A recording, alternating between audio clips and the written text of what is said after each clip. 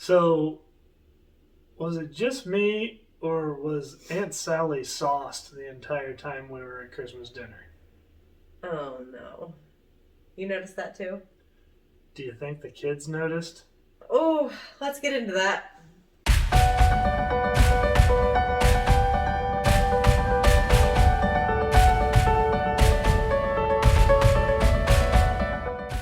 Hey, everybody, I'm Nate. I'm Andrea.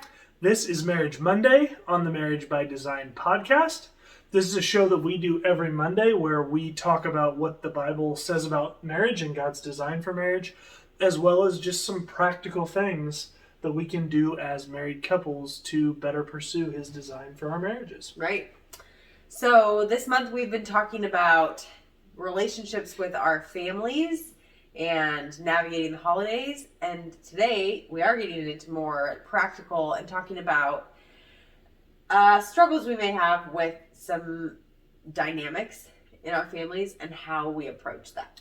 Right, so we've divided our topic today really into three different categories of family members that you may encounter when you're at family events, and some practical tips on how to deal with those types of family members. So we've got issues of morality, right? We've got, by the way, I do not have an Aunt Sally, so that was not a real situation. But a lot of us have in our family people that have addictions, right? Have alcohol addictions, drug addictions, may show up to family dinner in a same-sex relationship with a same-sex partner, or any number of other issues of morality that are gonna come up, right? Because they're on display at the family events. So how do we deal with those? We're going to talk about that. We're going to talk about issues of attitude, right? So could be someone that's always showing up to family events looking for a fight. Yeah. Right, somebody that's always showing up to family events and is just the Debbie Downer of the whole event, every time. Yeah, their bad attitude spills on everyone else. Exactly right, and you may have noticed that becomes contagious, right? Not just to you, but to your kids. And then also, finally, issues of trust, right? Where there are people at family gatherings and you don't trust them for one reason or another. Right. Those are the three groups of people we're going to talk through. So, babe, you want to kick off which one should we take first? Sure. So let's just talk issues of morality. Issues of morality. With family events, you of course don't have the control of what's going on all the time, or who's coming, or how they're coming, what's happening at these family events. So you may have, an Aunt Sally who's getting sauced every time there's a family event, and that's on display for everyone. And as adults, it's like, okay, well, I can deal with it for the period of time that we're having this holiday or this family get together or whatever. But our kids are a different story. Right. So they're being exposed to this, and then if you're not talking about it, then it's kind of what are they supposed to do with that? And so the importance is communication. Right. Yeah. I mean, the biggest thing with this is being wise and having discernment with your kids. And I guess we take a step back for a second, because we have a show where we talk about raising our kids. It's on Fridays. It's called Family Fridays. Right. So you may have already come to the conclusion of, why are we talking about this right now? Well, the why is because what we have found in our conversations with couples is that this ends up being a marital issue. Oh my gosh, yes. Because Aunt Sally's showing up, she's putting on display behavior that's not appropriate for your kids, or that's embarrassing for you and your children. So the other spouse, the one not directly related to Aunt Sally, goes, we're not doing Christmas at your parents' anymore because your aunt's out of control. Well, how do you respond? Well, I can't just not go have Christmas with my parents ever, because they're my parents. Right. And it becomes a marital strife issue. It does. Right. It does. It becomes an issue. Right. So really, best case, if you can handle this with Aunt Sally and explain and talk with her and just say, this is something that we would really appreciate if you would keep your drinking to a minimum, or right. The drunkenness is something that we really don't want our kids to see and experience, because it gets to be then this really foul language and falling down and whatever it is, Yeah, whatever the behavior is. And we would really love if you could keep that to a time when our kids aren't around. Right. Right. It's something that we don't do. We don't want our kids exposed to. Yep. Yeah, and I would say you have that conversation well before. Right, not on the Christmas. Day of the holiday. Right. Yeah, Talk about it and try, and a lot of times, I believe people will be reasonable with regards to those things. Now, you may come into a situation where they're not, because they have an addiction problem and they're just out of control. Or you may be dealing with a behavior that's not quite as straightforward as drinking. For example, you're going to have a hard time if you have someone in your family who's chosen a homosexual lifestyle to convince them to just not be homosexual for that long. That's probably not going to work. Right. So what? Well, you mentioned it earlier.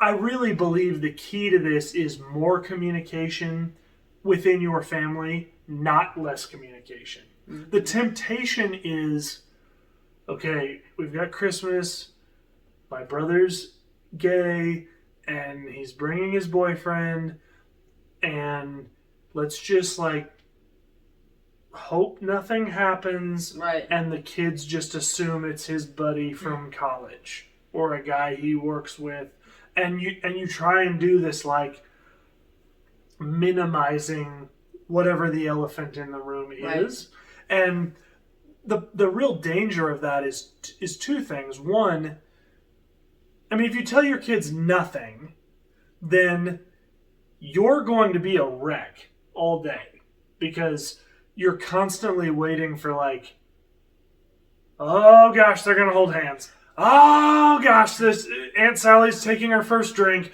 Oh my, it's gonna be this constant on edge while you're waiting for something to happen and your kids to notice. Right. Right. Worst case, you've actively told your kids something about, the brother and the boyfriend that isn't true, and your kids realize you've been dishonest with them. That's worst case. Sure. Right? Cannot be. You just can't be dishonest with your kids about that.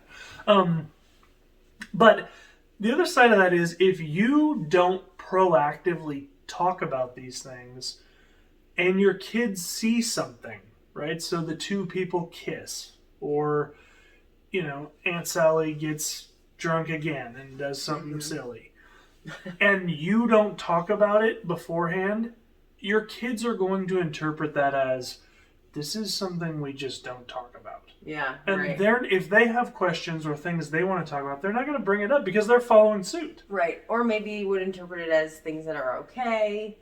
Right. Or because there was no conversation about it. Right. So we believe that it's important for our kids to understand the world, and in the world there are things that we don't believe in. Yeah. That we don't believe are right. Homosexuality is one of those, but I'm not trying to hide it from my kids. I'm not trying to, if they see Aunt Sally is drunk, I'm not trying to hide the fact that there's alcohol and this is what it does to you, and drinking to excess is wrong, and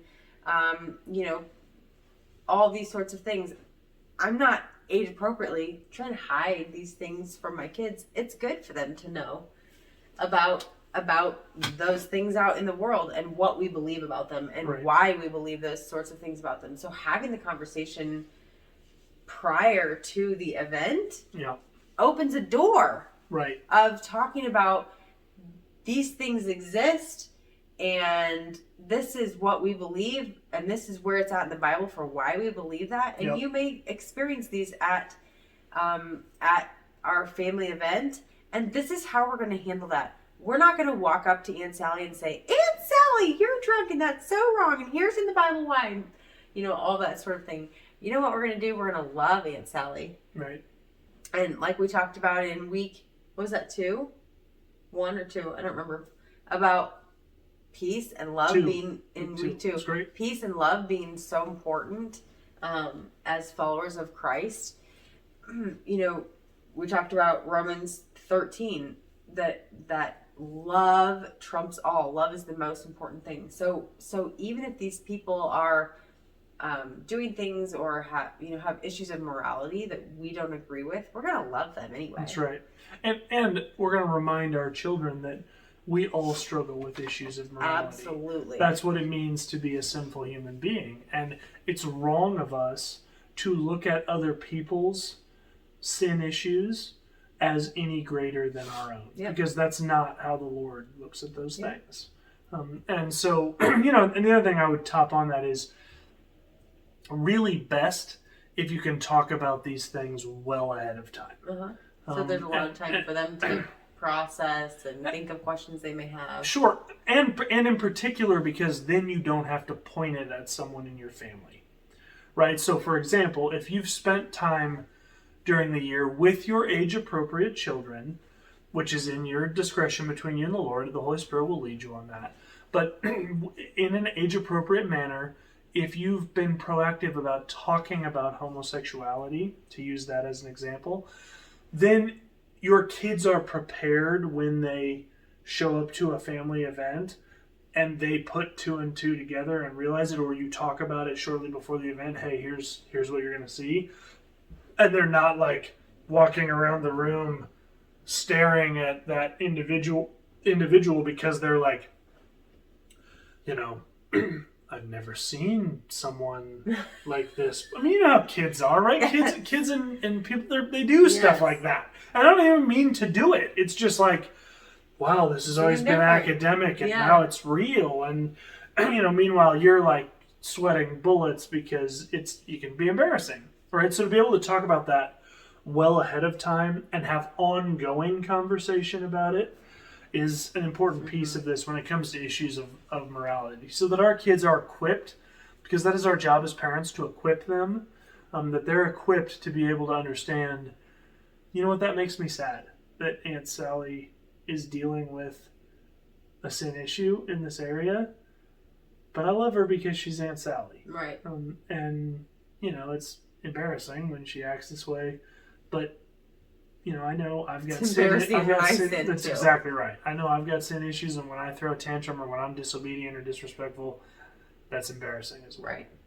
Right. Yeah. So the next thing we want to talk about is issues of attitude. How can we see that play out in family circumstances? Well, so the way you see it play out is, and there's really, when we were talking about this, there were really 2, and I would, as I'm thinking about this, I would add a third group of people to this. So the 2 groups of people that we originally were thinking about are people that just seem to always be upset at family events. Ooh, Debbie Downers. The Debbie Downers. Yep. Right? Sorry to the Debbies. Right, and we all have been around those folks that just, it doesn't matter. Their life's always a mess. Their boss always hates them. They always have been sick all year. It's just pessimistic. Yes. And that can really rub off on other people that genuinely care about them. Right. And it puts stress on your marriage. And it puts, all these things all lead back to, my spouse goes, man, it drives me crazy that Aunt Sally is always in a bad... Oh, I think I just said Susie, but yes, Sally. Oh, man, you just really rag on Sally. I know. That Aunt Sally always has a bad attitude. And for me, that's like an attack on someone that I care about. Yeah. And so then I respond, and now we're on a crazy cycle. Road. Yeah. Right. So, I think what you have to do is identify ahead of time, as best you can, those individuals, and go out of your way to try and not get sucked into their sort of vacuum of despair. Yeah, that's important. Yeah, because it's hard when you have those downers It's like, oh, I was in a good mood when I came, but now everything is just crap. Right. Yeah. Yeah, and I think it's okay to proactively not get sucked into what they're doing by responding with the positive, right? Sure. And you don't need to necessarily call them out, Sure. but when they're talking about all how horrible their life is, to be able to respond in love, right? To go back to what you talked about and say, you know what, I'm sorry that stuff's been rough, but I'm just really glad to be able to spend some time with you. Yeah. And Sure. and just don't give in to it. Because here's the temptation. The temptation is always to be like, oh man, I'm so sorry that I'm so sorry you've been sick so much this year.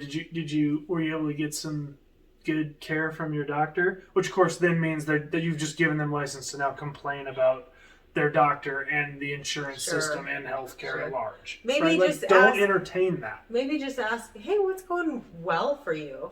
You know, it sounds like you've been struggling with a few things, but what's been going on? That's a great call, because what are they going to say, right? If they say like, oh, nothing, then I think at that point, I think you can call them out and say, really, this whole year, nothing's going wrong. And if this is someone that, is a relation of yours that you have, if this is a pattern of behavior, then I think you would have license to, in love, say, because it seemed like nothing was going well last year either. Or the year before that.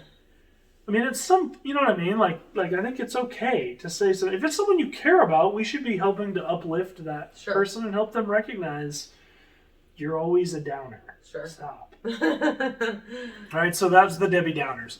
And we can. I meant to just lay these out and then we'd circle back to them. The second group of people is the people that show up to family events and they're looking for a fight. Ugh. So the main two ways that this seems to play out in family events are the overzealous politician and the overzealous missionary. I can think right? of yeah. Those or the Bible scholar. Not in our family, right? but I can think of some people. I mean, the overzealous politician is just like, he wants one or more political candidate to win more than that political candidate wants to win. Right? Like or this particular political issue or whatever. And I'll tell you who else I will lump into this group.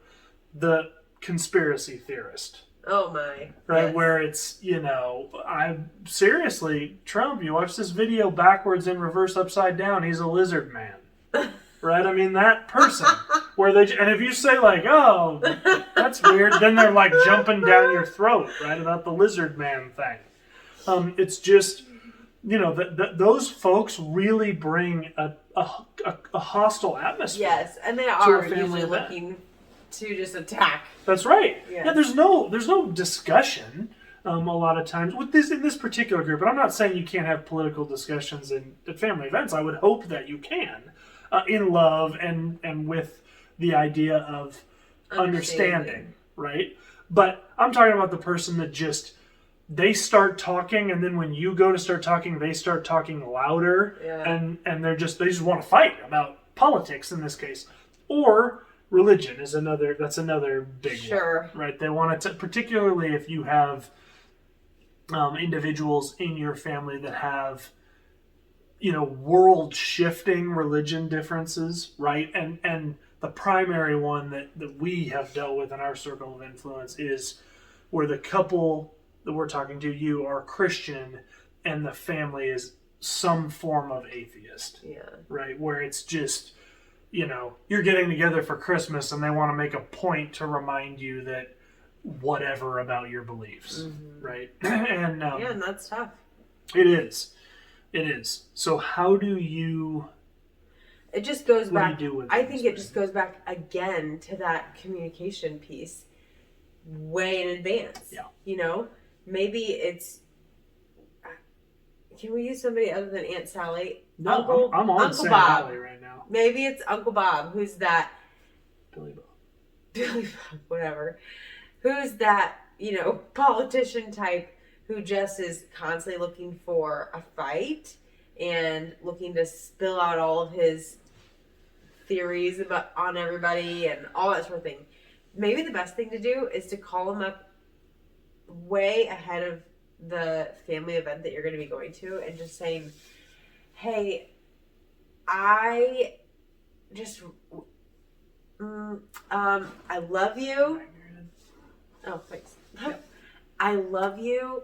I love your passion for politics, but it really, the way you talk to people and the things that you're sharing are divisive, and I don't want that for our holidays. Can we just put a hold on that when we get together as a large group and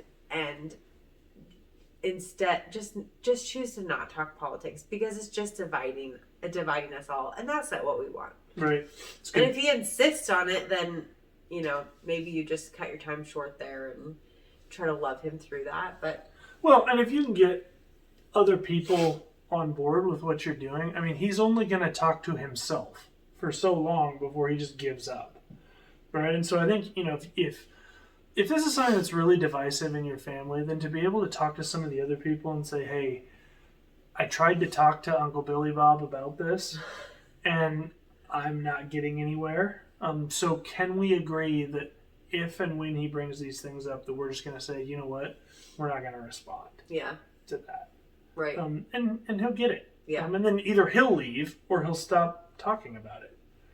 Sure. So, yeah, I mean, I would agree with that. I think you can also say, like with example, sometimes with the political side, but with the religion side as well, it's okay to, particularly if you know that this family event, there are people that just want to pick on your beliefs for the sake of getting a rise out of you. The Bible's clear that we should not be engaging in those kinds of debates, where it's not someone trying to better understand what you believe, it's someone just trying to tear down what you believe.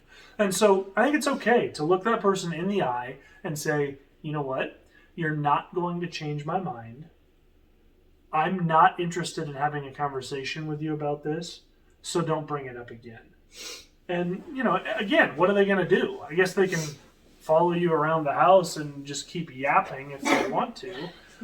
But unless they're getting unless they're getting the rise out of you they want, that's going to be short-lived. And if it's not, you may have to get to a point where you just have to say, the main thing is don't lose your cool. Right? Yeah. And then say, you know what, we need to probably get out of here. Yeah. Okay, the other group of people that I wanted to talk about, I want your opinion on this because... Yeah. Issues... No, wait a second. Oh. This other group of people. People that show up to family events and trash other family members. Yikes. Not good. For example, perhaps ex-spouses that you still have a relationship with, or perhaps current spouses, or children, or whatever. How do you handle that? Ooh. Carefully. Yeah. I think, the best way to handle that is to not add to the comments. So if there's somebody who's talking negatively about another family member or whatever, choosing to not, I've always wondered about that. And, choosing to not continue on with the gossip helps, because then that becomes really boring for the person talking. It could be convicting. It could be convicting, but really just saying that I just don't want to talk like this about that person. That'll stop them in their tracks right away. Not doing that in a large crowd, but taking them aside and saying, this is not something that we want to talk about. It's hurtful. Yeah. It's not who we are. It's not who you are. Can we just stop the talking about another family member? Is probably going to cut that off. Right. Yeah, I agree. And getting agreement from, if this is somebody who has a habitual problem with that, talking to the rest of your family without that person around, not in terms of gossiping, but saying, hey, we all know it's a problem. Can we please make sure that we're not adding to it by adding to the gossip and saying, oh yeah, tell me more, or anything like that. I'll take her aside and just explain, hey, it's hurtful and we don't want to do that. And then if all of us can just be in agreement that we're going to not pile on more gossip or more things to this person's trash pile that they're trying to talk, then that'll stop it. It's good. In its tracks, I think. It's good. Yeah. All right, last group of people we want to talk about are issues of trust. So I'm thinking about people we've dealt with in mentoring them who they grew up in a home that was really rough, and there may have been some abuse, or there may have just been some really rough circumstances in growing up, and they're not able to trust their parents with their kids. So, like, hey, we're going to have Christmas with my parents, but I don't trust them to be around my kids at all, unsupervised. Yeah. Like, I don't even want them to be downstairs while we're upstairs, kind of a thing. If there's issues of trust, how do you handle that? Yeah, I mean, I think here's the reality. I think you have to confront it head on. Mm-hmm. You need to make sure that you are on the same page with your spouse. Right. And I say that not meaning it to sound flippant, because frankly, sometimes that's the hardest part. Because it may not be that you yourself experienced it. It may be that your spouse is seeing something that is really concerning, and you don't see it because that's my dad, right? Or that, that's my grandpa, or whatever. And so, spending time getting on the same page, the two of you, critically important. Yeah, and you may need to seek some professional, like, hey, this is what we're seeing from this family member. Should we be concerned about that?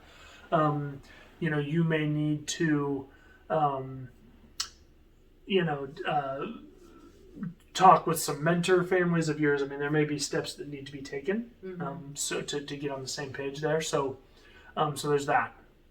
Then, if it is something where it's a known thing, like you experienced abuse when you were younger, you probably need to make that known to that family member.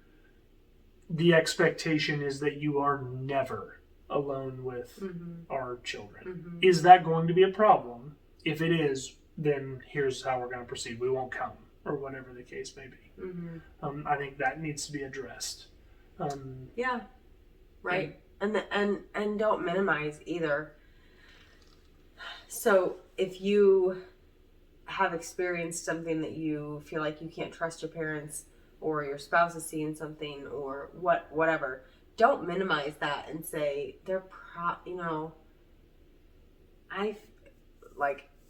I feel like they shouldn't be spending time with my kids, but it's their grandkids, and these are precious little innocent people that you are in charge of protecting. So that's make sure that you're protecting them well. That also doesn't mean that you make things up and for the sake of, I don't like his parents, so I'm going to make something up. Right. But protect your children well. So don't minimize something in order to not have confrontation. Yep. Yeah, and I'd say too, teamwork makes the dream work, right? So if there are other siblings, aunts and uncles of your kids that will be there, that you feel comfortable talking about that situation with, it may make it less awkward, and if these are people that you trust, for you to be following your children around every time that individual is present. And it may be like you can do a handoff, right? Like, hey, I'll be up here, and my brother's going to go with my son downstairs with that family member to play a game or whatever. And you guys, as I'm sitting here thinking about it, I'm thinking of a lot of people that I know who have been in that circumstance where they can't. So sad. A lot. Where, because of circumstances, they cannot trust their parents or a very close family member with being around their children alone. And I can't think of any one of them where there's been issues with the parent understanding that. Like, well, maybe a couple of them, but for the most part, the parents have understood, and it's like, okay, we get it. Yeah, and I think it's okay to have a conversation with those family members that, you know what, we've forgiven you, or if it was, if it's abuse from when you were young, I have forgiven you, but there are consequences to that action. Right. And you are called to forgive them. Let me be clear about that.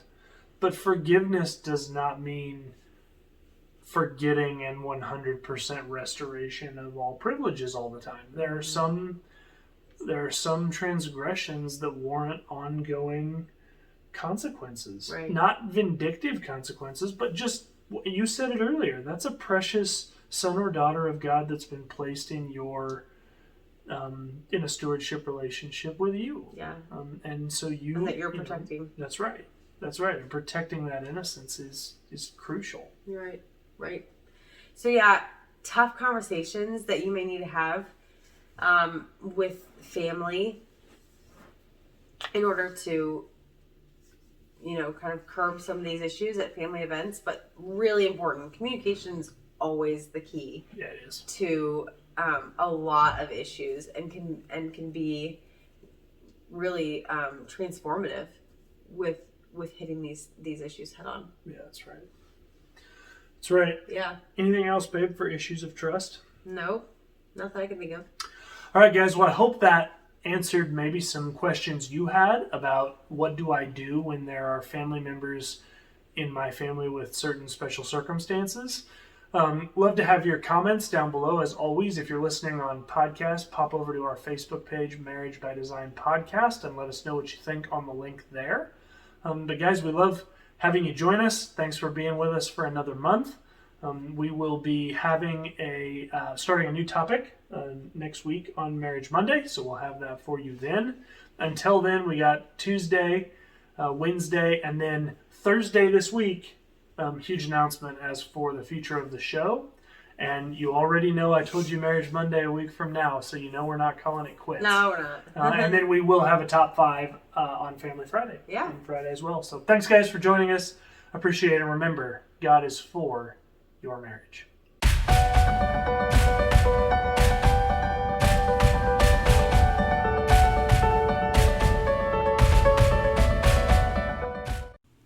Hey, thanks for joining us on Marriage by Design. If you were impacted by this video, like it by hitting the thumbs up below. Also, don't forget to subscribe, and once you subscribe, hit the bell icon so you can be notified when new episodes release. Excellent. Also, one of the huge pillars of our show is interactivity between us and you. So we would love you to comment down in the comments below if you have thoughts about this video, or if you have questions or other things you'd like to see considered in the future. In addition, if you'd like, you can email us. That's marriagebydesignpodcast@gmail.com. We're also on Instagram @marriagebydesignpodcast, or you can find us on Facebook by searching Marriage by Design Podcast. Finally, if you want to, you can tweet at us. We do have a Twitter account that is @MarriageXDesign. Thanks, and have a great day.